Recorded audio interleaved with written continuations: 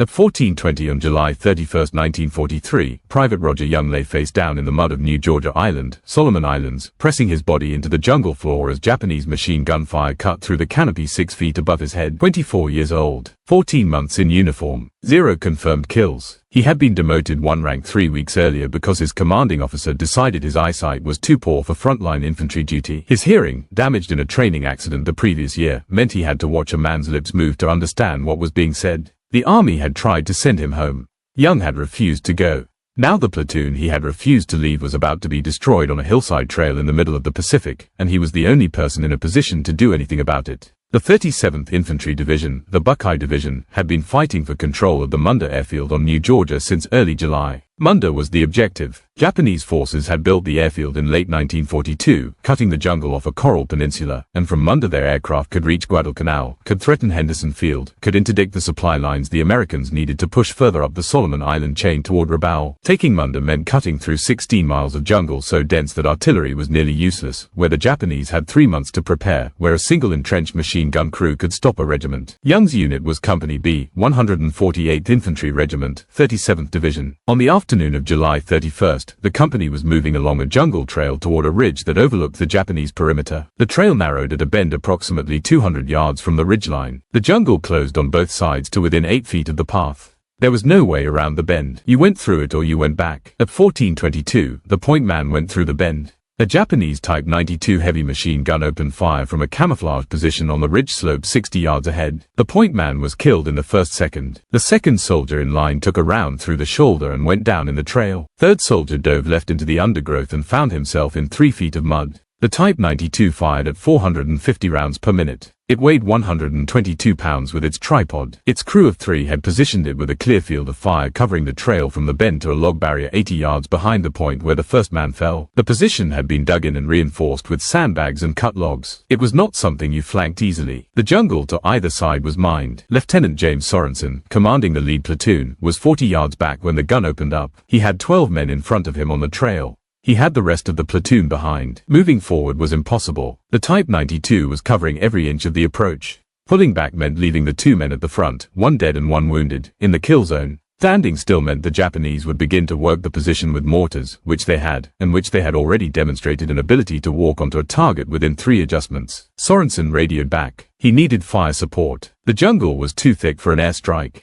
Artillery was directed from observation posts that could not see the target from the current positions. Tanks had been stalled 600 yards back where the trail crossed a soft depression that had swallowed 2 vehicles already. The mathematics were simple and they were bad. 12 men were pinned on a trail 60 yards from a heavy machine gun with no cover, no flanking route, and no support coming in time. Rodger Young had grown up in Clyde, Ohio, in Sandusky County, the son of a factory worker who had come back from the First World War with bad lungs and a worse temper. Young was the oldest of 5 children. He left school at 17 to work at a box factory, then at a canning plant, then doing whatever paid. By the time he was 20, he was foreman of a youth camp in Sandusky County, teaching boys younger than himself how to navigate trails, how to read terrain, how to make a decision and act on it before the thinking caught up. He was not a large man, 5 feet 2, 125 pounds. He wore glasses with thick lenses that he was constantly cleaning on his shirt. His fellow soldiers at Camp Shelby in Mississippi had called him 4 Eyes and meant nothing particular by it, the same casual cruelty that passed for affection in American infantry training in 1942. What they had noticed about him, even when they were being cruel about the glasses, was that he moved in the jungle differently than other soldiers.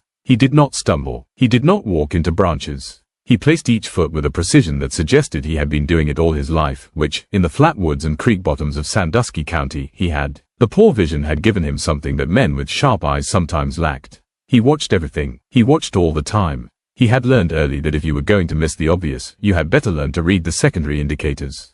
When the Army's medical board examined him in the spring of 1943 and recommended reclassification, Young asked to speak to his commanding officer. He said he understood the findings. He said he was not asking to stay because he believed he was indispensable. He said he was asking to stay because his platoon was going to a place where men who knew the trails and knew the terrain and knew how to move without making noise were going to matter, and he was one of those men. The officer looked at the medical report. He looked at Young. He said he would keep him on the line but could not justify keeping him in a leadership role with the liability involved. Young's squad leader stripe came off that afternoon. He did not complain about it. By the afternoon of July 31st, he had been in the Solomon Islands for 11 weeks. He had survived the miserable logic of the New Georgia campaign, the mud and the heat and the dysentery and the Japanese infiltration tactics that made every night a question of whether you would still be alive in the morning. He had learned to read the jungle the way he had read the woods in Ohio, in the secondary indicators, in the way birds moved and the direction of sound and the specific quality of silence that meant someone was in it with you. At 14:26, 4 minutes after the Type 92 opened fire, Rodger Young began crawling forward. His platoon sergeant grabbed his ankle.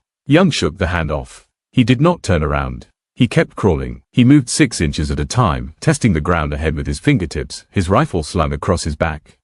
The Japanese gunner could not see him in the undergrowth and was traversing the trail looking for movement. Young was 4 feet off the trail, in the roots and mud, moving parallel to it. The trail was visible to his right as a lighter strip of gray mud between the dark walls of vegetation. He reached the wounded soldier at 14:29. 3 minutes of crawling at 6 inches at a time. The distance was approximately 25 yards. Private First Class Albert Kovacs was conscious but could not move. The round had broken his collarbone and gone through the top of his right lung. He was breathing in short, shallow pulls. The blood on his shirt was bright red, which meant arterial involvement. Young pressed his hand over the exit wound and held it there for 15 seconds, then pulled a field dressing from Kovacs's belt and packed the hole. He did not have the training to know if this was the right thing to do. He knew that a man bleeding out in the mud 60 yards from an active machine gun was going to die without intervention and might die with it, and that doing something was better than nothing. He told Kovacs he was going to pull him back. Kovacs said he could not move his right arm. Young said he only needed his left one. He got Kovacs's left arm over his shoulder and began dragging him back along the off-trail route, parallel to the path, away from the gun. The jungle roots caught Kovacs's boots every few feet. Young would reach back with his free hand, work the boot loose, and keep moving. The Type 92 continued firing at the trail. None of the rounds found them. At 14:37, Young delivered Kovacs to the platoon's rear position where the medic was waiting. He had been moving for 11 minutes. He stood up. He looked back at the trail. The machine gun was still firing in sporadic bursts. His platoon was still pinned. The man at the very front of the column, the point man, was still lying in the open on the trail 60 yards from the gun. He was not moving. Young did not know if the man was dead. He could see, through his thick lenses, that there was no movement. He assumed dead. He was correct. Sorensen told him to stay back. He was not a squad leader. He was not responsible for making this decision. The fire support request was in. Something would come. Young turned and looked at the jungle. He had read the trail in 11 weeks of fighting the same way he had read the county roads in Ohio. He understood what the Japanese position was doing. It was blocking the company from taking the ridge before dark. If the company did not take the ridge before dark, it would be in the open on a trail at night in a jungle where the Japanese moved better than the Americans did in darkness. The mathematics of that were also simple and also bad. He told Sorensen he had a route. He said he had seen a shallow depression running at an angle toward the ridge slope that might allow a man to close to within grenade range of the gun position if that man moved slowly enough and kept low enough. Sorensen said the depression was probably mined. Young said it might be. Sorensen looked at him. Young was already starting to move. If you want to see what Rodger Young did next on that hillside in New Georgia, hit the like button. It is the only reason a video like this reaches the people who need to see it. Subscribe if you haven't already. Back to Young. He moved into the depression at 14:41. It was 18 inches deep at most, cut into the hillside by water drainage from the ridge above, running at roughly a 30-degree angle toward the base of the slope where the Japanese gun was positioned. The angle meant it was not a straight approach. It curved right before reaching the gun.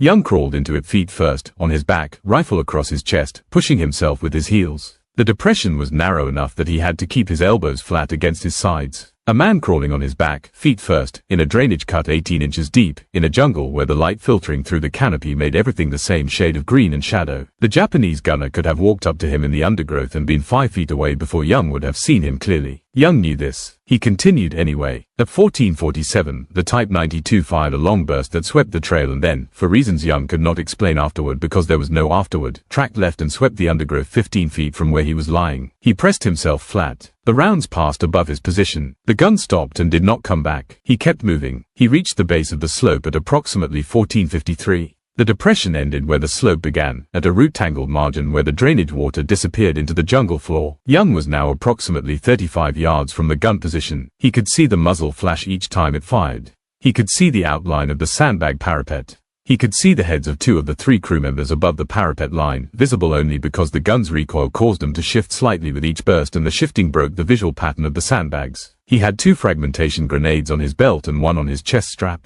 Each grenade had a kill radius of approximately 5 yards against unprotected targets and a casualty radius of about 15. He was 35 yards from the position. out of throwing range. He needed to close another 20 yards. He came up out of the depression and moved forward in a crouch, using the slope itself to stay below the gun's traverse line. The gun was oriented to cover the trail, which ran along the base of the slope approximately 20 yards to his right. The crew's attention was on the trail. A man moving uphill and to the left of the gun's primary field of fire, using the slope as concealment, was not what they were watching for. Young moved at a controlled walk, placing each foot with the deliberateness he had practiced in the creek bottoms of Sandusky County, testing for noise, for branches that would crack, for the give of unstable ground. At 25 yards, one of the Japanese crew members turned and looked directly at him. Young did not freeze. He dropped to one knee, brought up his M1 Garand, and fired twice. The M1 was a semi-automatic rifle that fired an 8-round clip of .30-06 ammunition. At 25 yards, the cartridge produced 2,900 feet per second of muzzle velocity. Both rounds hit the crew member before the man could bring his own weapon up. The second crew member swung the Type 92 off its primary axis and fired at Young. At 25 yards, even a poorly aimed burst from a 450 round per minute heavy machine gun will find a man if it is given enough time. Young was hit in the right leg. He went down. The round had hit him just above the knee. He could feel the bone was intact because he could still extend the leg under load, but the muscle was torn and the bleeding was immediate. He did not stop moving. He got to his feet and charged forward, not because the tactical calculation favored charging a machine gun on a damaged leg at 20 yards. The tactical calculation was irrelevant at that point. He was moving because stopping was death and moving was possibly death, and one of those had a chance. At 20 yards he pulled the first grenade. The pin came out. The spoon flew. He counted and threw. The grenade hit the inside edge of the sandbag parapet and dropped into the gun pit. The third crew member, who had been loading, was still trying to understand what was happening. The grenade detonated. The Type 92 went silent. Young was hit again at 18 yards, a round from the surviving crew member who was using a Type 99 rifle from a secondary position 10 yards to the right of the gun pit. He went down a second time. He got up a third time and covered the remaining distance to the gun pit. What he found inside was a disabled weapon, 2 dead crew members, and 1 wounded man who was still trying to bring the Type 99 around. Young put 2 rounds into the position and the firing stopped. He then lay down beside the gun pit and did not get up again. Sorensen's platoon moved forward along the trail at 14:58. The gun was silent. The ridge ahead was accessible. Company B took the position before dark. The Munda Airfield was secured 6 days later, on August 5, 1943. The airfield the Japanese had used to threaten Henderson Field became a staging base for American aircraft pushing northwest toward Rabaul. The tactical logic of New Georgia turned on dozens of individual actions in the jungle. Rodger Young's was one of them. He was found beside the gun pit when the platoon swept through the position. He had been hit 4 times in total. 2 rounds in the initial exchange, 1 in the leg during the approach, 1 more after reaching the gun pit. The medical officer determined he had died before the last round struck him. He was 24 years old. He weighed 125 pounds. He had enlisted wearing glasses thick enough that the Army's medical board had twice recommended his removal from frontline service, and he had twice refused to go. The Army moved him to a temporary grave on New Georgia and later to the National Memorial Cemetery of the Pacific in Hawaii, the Punch Bowl, as it is known, cut into a volcanic crater above Honolulu, where more than 33,000 American veterans of the Pacific War are buried. His headstone gives his name, his rank, his unit, and the dates. It does not mention the drainage cut or the 35 yards or the 3 dead crew members or the fact that he was moving toward a machine gun on a leg that should not have been carrying him. His commanding officer submitted the Medal of Honor recommendation in September 1943. The citation was approved in 1944. The medal was presented posthumously to his father at a ceremony in Clyde, Ohio, in January 1944. His father held the blue-starred box for a moment before a crowd of people who had known Rodger Young since he was a boy working at the box factory, then sat down and did not speak for a long time. The citation read, in its relevant part, that Young had exposed himself to enemy fire to enable his platoon's withdrawal, that he had deliberately drawn fire to himself to protect his men, that he had advanced alone against a fortified enemy position and destroyed it at the cost of his life. The language of citations is formal for good reason. The formal language is not wrong, but it does not say that his vision was poor enough that the man in the gun pit at 25 yards was probably a shape and a muzzle flash rather than a face. It does not say that he had been carrying a rejection letter from the Army's medical board in his kit for 3 weeks. It does not say that when his platoon sergeant grabbed his ankle to stop him, he simply shook the hand off and kept moving, because the mathematics of the situation did not leave room for the kind of argument that would have taken longer than the men on the trail had. In 1945, the lyricist Frank Loesser wrote a ballad called The Ballad of Rodger Young, commissioned by the Army specifically to honor the Medal of Honor recipient from Ohio. The song was recorded by multiple artists, broadcast on Armed Forces Radio, printed in newspapers across the country. It reached #1 on several wartime charts. Lines from it appeared in newsreels and in training films. For a year or two, Rodger Young was one of the most recognizable names in the United States. Then the war ended and the names of the living crowded out the names of the dead, as they do, and the ballad stopped playing on the radio, and the box factory in Clyde, Ohio, where he had worked as a teenager, continued making boxes without anyone knowing what had once passed through its doors. The Army's medical record for Rodger Young, filed at the National Personnel Records Center in St. Louis, Missouri, still shows the recommendation for reclassification. It was never formally withdrawn. The paperwork to remove him from frontline duty was processed and approved and never executed because he had already left for New Georgia before the orders caught up with him. The record is a bureaucratic artifact of a man who was in two places at once in the files, in the column marked unfit for frontline service and in the jungle 35 yards from a Type 92 machine gun on a damaged leg moving forward because the mathematics did not leave room for anything else. The Punch Bowl in Honolulu is open to visitors every day except Christmas and New Year's. The section where Young is buried is in the upper terrace. There are no crowds there on ordinary days. On Memorial Day, there are flowers on most of the markers and a ceremony at the Central Memorial Court and a moment of silence at 11 in the morning. Young's marker gets the same flowers as the others. Nobody in the crowd knows the exact route of the drainage cut or the distance he covered on a damaged leg or the fact that both shots that dropped the first crew member were fired from 25 yards by a man whose vision was poor enough that the Army had tried to send him home. They know, if they have come to the Punch Bowl to remember rather than to be seen remembering, that a man is buried here who was told he was not fit for what he went and did anyway. That is the piece of it that does not fit in a citation. It is also the piece that is truest. If this story gave you something to sit with, hit the like button. It costs nothing, and it is how a channel that is trying to tell these stories accurately rather than conveniently stays alive on a platform that does not care about accuracy or convenience. Subscribe and turn on notifications. There are archives full of men like Rodger Young, men who were told they did not qualify for what they went and did, and whose paperwork says one thing while their headstones say another. Drop a comment and tell us where you are watching from. Tell us if someone in your family served. Tell us the island, the unit, the one story they told or the one story they could never tell. Those details are the real archive. They do not live in St. Louis or in the Punch Bowl. They live in families, and every one of them deserves to be written down before it goes with the last person who carries it. Thank you for being here.